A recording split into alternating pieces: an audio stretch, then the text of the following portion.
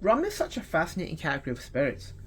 There's just so many different styles of rum, there's just so many different types of rum.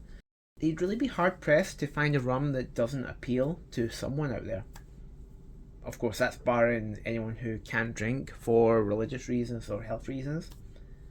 There are unaged rums, there's aged rums, there's flavoured rums, there's spiced rums, there's cask finished rums, there's agricole rums, molasses rums, funky rums.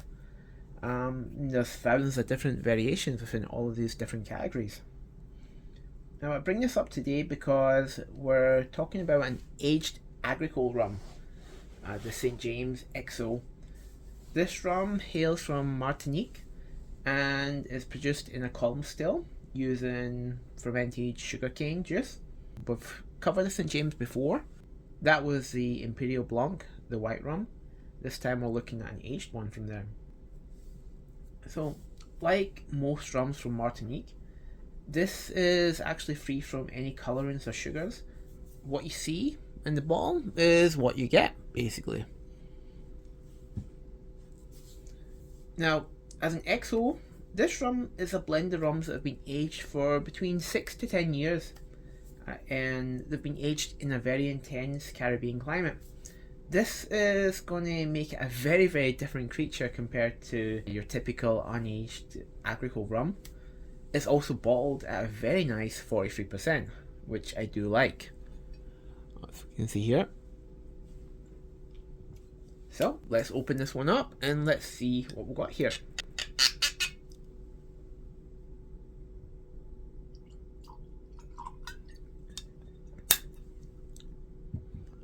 Alright, so what we have here is a very nice colour actually. It's a rich mahogany colour.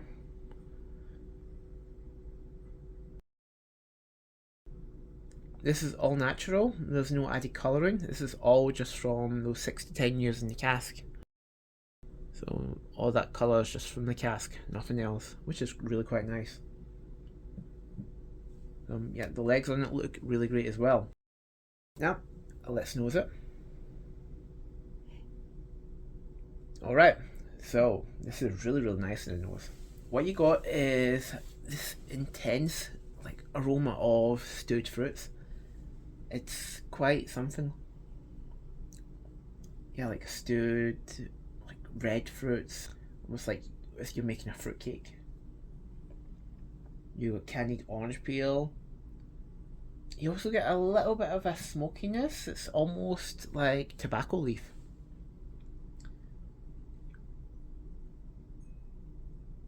There's a bit of vanilla. Some hints of pineapple. I wouldn't say fresh pineapple. Maybe canned. A little bit old leather too. It's like a little bit of cloves, a little bit of ginger, a little bit of allspice, those baking spices, and just a tiny touch of brown sugar, kind of like the same kind of brown sugar note you might find on like a bourbon or something like that. It's quite nice. As I go back to it, it's like there's this evolution going on here. All of this is coming together. So like I said at the start, there's a sort of stewed fruits that was reminding me of a fruitcake, but it's all sort of coming together now, and it really is like you're nosing a fruitcake. It's really quite lovely. It's a really amazing nose. I really do like that. So let's go back to this, and this time we are going to taste it. So let's taste.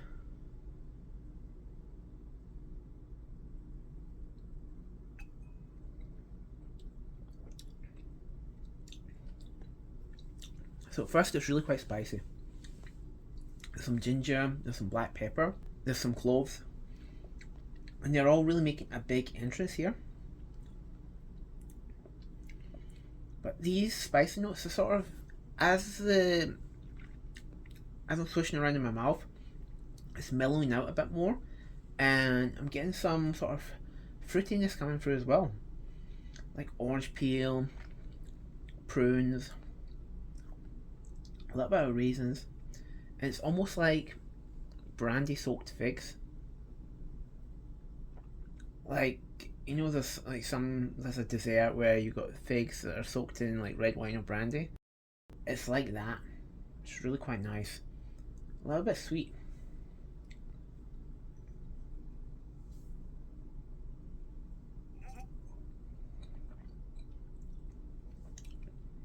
I was getting a bit of black cherry as well. Again, this is feeling very much like a fruitcake. There's all the fruit coming together. There's almost like an underlying almondy nuttiness. It's almost like marzipan. So is that almost like marzipan's coating your fruitcake? It's really quite nice. Quite rich and it's quite something.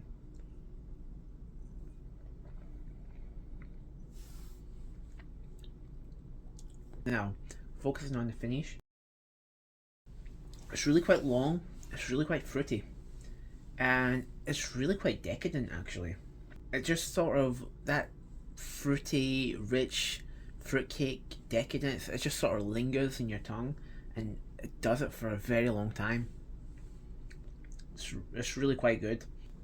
This is a fantastic example of how an agricole rum can evolve with some aging. If you compare this to, say, the St James Imperial Blanc, which has no aging at all, you'll notice like there's a very clear difference in depth, complexity, and just the experience you get from it. It's really quite something. Now, I'd say like overall, this is a fantastic expression of this rum. Well done to the lads and ladies at St James. You guys did an amazing job here. It's rich, it's vibrant, and it's classy. I mean, it really is quite a classy rum. I do enjoy it a lot. I can easily imagine this pairing well with something like, say, a cigar and maybe some good background music. Maybe like a bit of jazz or something like that. Yeah, it's so good. It's so, so good. Now, if you're someone who enjoys like a well-aged Highland or Speyside Scotch, this rum would really suit your taste. I guarantee this would suit your taste a lot. But like, even if you were, say, into something like say some bourbons, for example, ones that have been aged for quite well, like Eagle Rare or something like that, where you've got 10 years of aging on that, this might also tickle your fancy as well, because it's got it's got that same depth and complexity that you would get in like a well-aged bourbon or a well-aged Scotch. Obviously, the base flavour is going to be a little bit different because you're dealing with malted barley and corn, and in this case, sugar cane juice. But you get the same kind of experience, which is really, really nice. But yeah, if you're into those kind of things, this rum would definitely suit your tastes. It's got a lot of depth, it's got a lot of maturity, and it's just really good stuff. So yeah, this wraps up my review of the St James XO. Yeah, if you're into really rich and complex rums, or you just enjoy a good aged spirit, I think this one is definitely worth trying.